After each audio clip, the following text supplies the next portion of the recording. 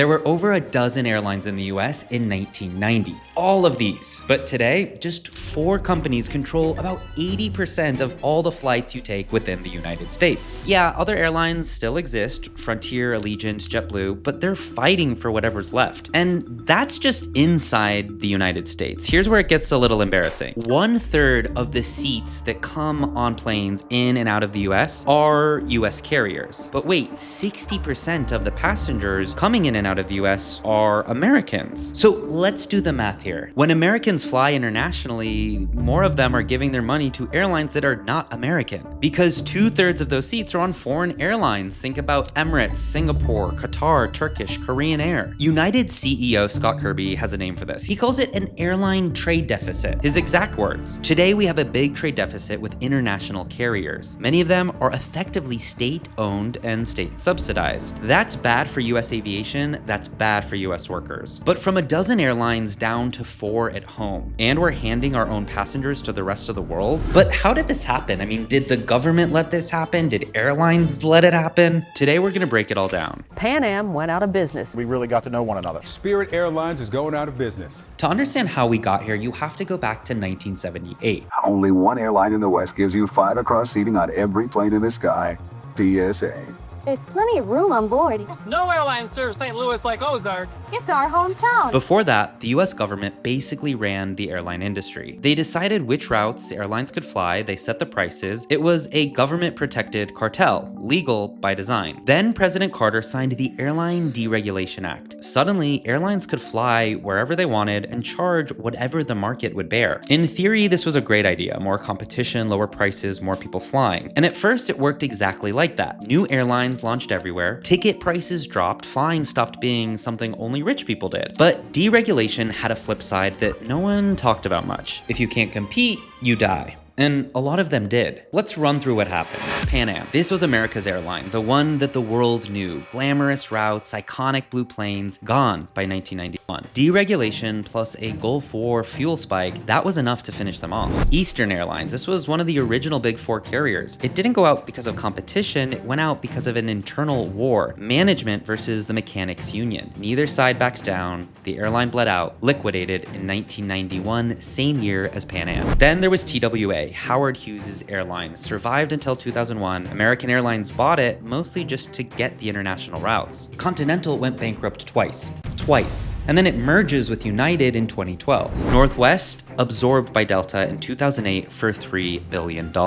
US Airways was itself a patchwork of 4 different airlines that had already merged, and it finally got folded into American in 2013. And the most recent one, Spirit Airlines, once one of the most profitable carriers in the country, believe it or not, filed for bankruptcy in 2024. No one came to rescue them, now shut down. But why does this keep happening? I mean, why is the airline industry such a graveyard? Well, Warren Buffett says it best. He once joked that investors would have been better off if someone had shot down Orville Wright's plane at Kitty Hawk. He later bought airline stocks anyway and sold them at a loss. The business itself is just brutal. First, there's fuel. Jet fuel is 20 to 30% of everything an airline spends. When oil prices jump after a war, a crisis, a supply shock, airlines start bleeding cash immediately. And they can't just raise prices fast enough to keep up. Then there's labor. Airlines are one of the most unionized industries in America. Pilots, mechanics, flight attendants, all under contract, all expensive. One labor dispute can literally ground a whole airline. Eastern proved that. Debt. A single Boeing 787 costs over $200 million.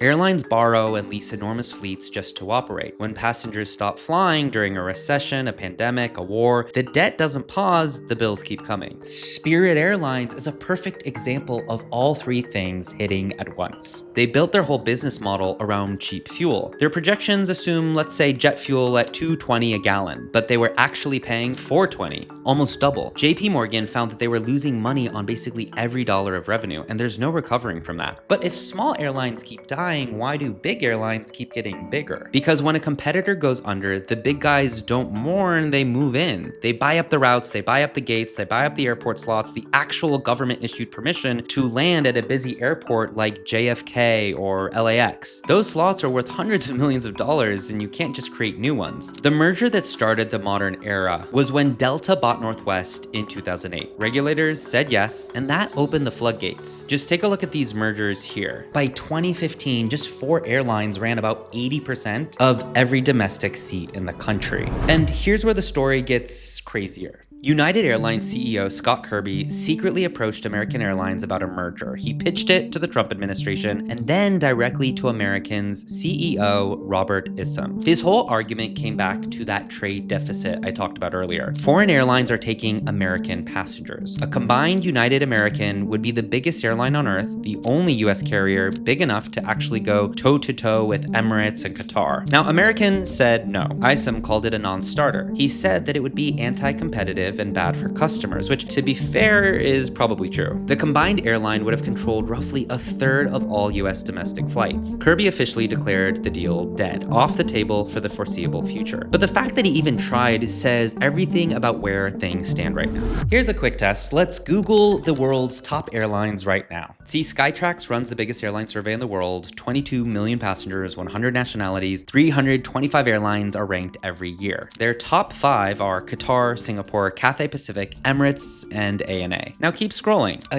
US airline doesn't even make the top 20. First on the list, number 22. This is the highest ranked American carrier in the world. It's Delta Airlines. Not top 10, not top 15, not even top 20. This is where it gets complicated and where American Airlines gets really angry. See, Qatar Airways, Emirates, Etihad, what do they all have in common besides dominating every ranking? Their governments own them. Qatar Airways is 100% state-owned. Emirates is owned by the government of Dubai. Etihad is owned by Abu Dhabi. So these are not companies that are trying to please shareholders every quarter, but they're tools of national strategy funded by oil money and run like national infrastructure. In 2015, American, Delta, and United got together and published this white paper saying these 3 Gulf carriers had received over $42 billion in government subsidies in 2004. That number has since grown to over $50 billion by their count. The US carriers' argument is pretty simple. We have to actually make money to survive. They don't. If Emirates has a bad year, Dubai covers it. If United has a bad year, they file for bankruptcy. And that is not a fair fight. But here's where it gets awkward because the Gulf airlines fire right back. They point out that the US has handled its own airlines massive amounts of government money too. The entire US aviation industry was built on about $155 billion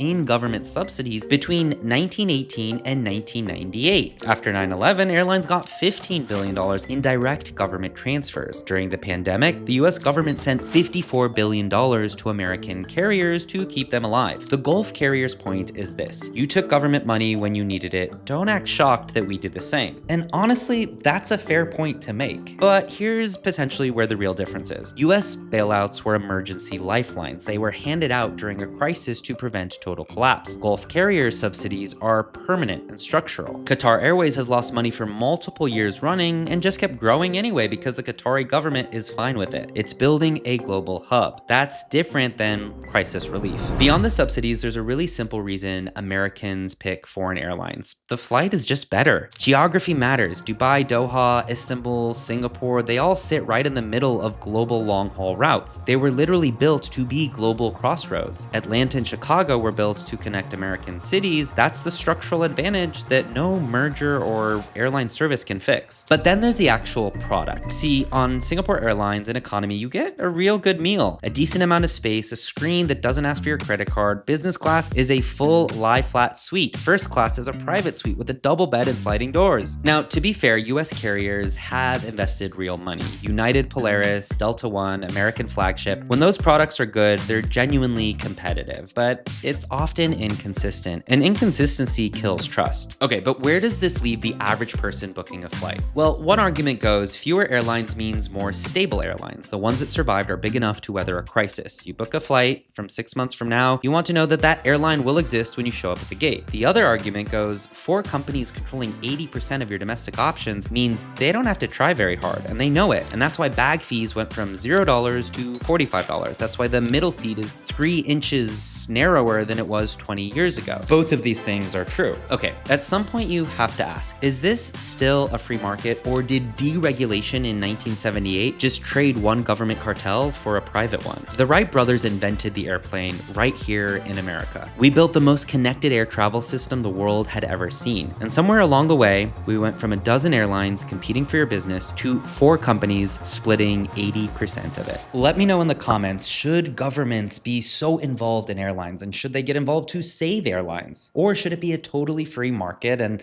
let whatever happens happen? While you're at it, to help support this channel, make sure you subscribe so you don't miss the next one.